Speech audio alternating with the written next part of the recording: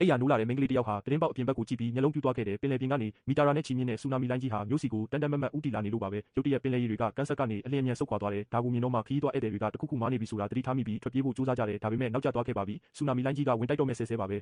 မိန်းကလေးလဲကျသွားတဲ့အခါသူ့အဖေကသူ့ကိုကာကွယ်ပေးဖို့ကြိုးစားရင်းထွက်ပြေးနေတဲ့လူအုပ်ကြီးရဲ့တန်းင်းချင်းကိုခံလိုက်ရတယ်တာအဖနှစ်ယောက်ပြန်ထနိုင်တဲ့အချိန်မှာတော့အေယာမလိုင်းကြီးကသူတို့ရဲ့ခေါင်းပေါ်ရောက်လူနေပါဖြစ်နေပါပြီအဖေဖြစ်သူကသူ့သမီးကိုပွေ့ချပြီးအသက်လူပြေးရပါတော့တယ်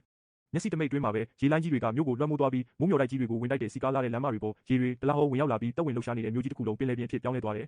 အနီးနားကတရားတစင်းပေါ်မှာလည်းလူတွေတက်လူပြီးပြေးလွှားနေကြတဲ့အဖွားအိုတယောက်ကတော့ကြောက်လုံးလုံးနေရာမှာတင်ကြောင်ပြီးရက်နေမိတယ်သူ့သားကသူ့ကိုဆွဲခေါ်ဖို့ပြန်ပြေးလာခဲ့ပေမဲ့သူတို့နှစ်ယောက်လုံးလှိုင်းလုံးကြီးထဲပါသွားခဲ့တယ်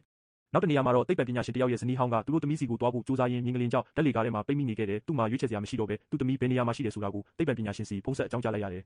သူ့သမီးစီကိုသူရောက်သွားတဲ့အချိန်မှာတော့ကောင်မလေးကသတင်းပေါက်ကနေလှိုင်းနဲ့အတူပါသွားခါနီးဖြစ်နေပါပြီနောက်ဆုံးစက္ကန့်ပိုင်းလိုမှာပဲသူကသမီးဖြစ်သူရဲ့လက်ကိုဆွဲထားနိုင်ခဲ့ပြီးအန်ရီရဲ့ကင်းရာကိုဆွဲတင်လိုက်နိုင်တယ်ဒီအချိန်မှာပဲတရားပေါ်ကလူတွေကတော့ရေထဲမှာနစ်မြုပ်ပြောက်ွယ်သွားခဲ့ပါပြီလူတစ်ယောက်ပဲအသက်ရှင်ကျန်ရစ်ခဲ့ပြီးသူမောကြည့်လိုက်တဲ့အခါသူ့ကောင်းတက်တဲ့မှာအေယာမကုန်တင်တင်မောကြီးတစ်စီးဝဲနေတာကိုတွေ့လိုက်ရတယ်ရုတ်တရက်တရားရဲ့တမန်နီကျိုးတွေကတင်မောရဲ့အလေးချိန်ကိုမနိုင်ပဲပြတ်ကျသွားတယ်ကုန်တက်တာကြီးတွေတစ်လုံးပြီးတစ်လုံးပြုတ်ကျလာပေမဲ့အဲ့ဒီလူကတော့အားလုံးကိုရှောင်တိန်နိုင်ခဲ့တယ်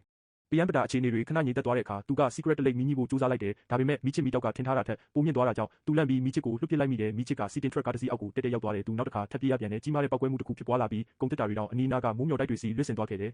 လမ်းကြားကျင်းလေးတစ်ခုထဲမှာတော့ကောင်လေးတစ်ယောက်ကသူ့ရီးစားကိုဆွဲခေါ်ရင်းပြေးလွှားနေတယ်ဒါပေမဲ့နောက်ထပ်လှိုင်းလုံးကြီးတစ်ခုရိုက်ခတ်လာတယ်လူတိုင်းရေထဲကိုလွတ်ဆင်သွားတယ်ပိုဆိုးတာကလျှက်စစ်မီးကြိုးတွေနဲ့ညှိနေတဲ့ရေစီပိုင်းကြီးတစ်လုံးကသူတို့ရှိရာရေပြင်ထဲကိုပြုတ်ကျလာနေတဲ့ကောင်လေးကသူ့ရီးစားကိုအပေါ်ဘက်လွတ်မဲ့နေရာတစ်ခုစီတွန်းတင်ပေးလိုက်တယ်သူကိုယ်တိုင်လည်းရေထဲကနေတီတီလေးလွတ်မြောက်ခဲ့ပေမဲ့မလွတ်နိုင်ခဲ့တဲ့တခြားသူတွေကတော့တက်လိုက်ပြီးတေးဆုံးသွားကြတယ်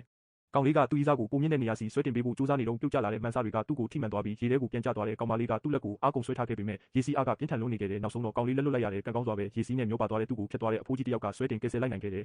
ဒီအချိန်မှာပဲသိပ္ပံပညာရှင်ကသူ့သမီးကိုအဆောက်အဦရဲ့ခေါင်းမိုးပေါ်ခေါ်သွားခဲ့တယ်သူ့ရဲ့ဇနီးဟောင်းကိုလည်းဓာတ်လေကားထဲကနေကယ်တင်နိုင်ခဲ့ပြီးမိသားစု၃ယောက်ပြန်လည်ဆုံစည်းနိုင်ခဲ့ကြတယ်ဒါပေမဲ့ဒုတိယလိုင်းကြီးတစ်ခုထပ်လာနေပြန်ပြီးကယ်ဆယ်ရေးရဟတ်ယာဉ်ကတက်ကြီးရွယ်အိုတွေနဲ့ကလေးတွေကိုပဲအရင်ဆုံးခေါ်ဆောင်နိုင်မှာသိပ္ပံပညာရှင်နဲ့သူ့ဇနီးဟောင်းကသူတို့သမီးကိုလွှတ်လိုက်ရတယ်သူတို့နှစ်ယောက်ဟာတယောက်ကိုတယောက်ပွေ့ဖက်တောင်းပန်စကားတွေဆိုကြရင်းဝင်လာတော့မဲ့လှိုင်းလုံးကြီးကိုအတူတူရင်ဆိုင်လိုက်ကြတယ်ကပ်ပေးကြီးပြီးဆုံးသွားတဲ့အခါတစ်မျိုးလုံးဟာအပျက်စီးတွေနဲ့ပြည့်နေခဲ့တယ်ဟိုလူကကုန်းတက်တာတစ်လုံးပေါ်မှာအသက်ရှင်ကျန်ရစ်ခဲ့တယ်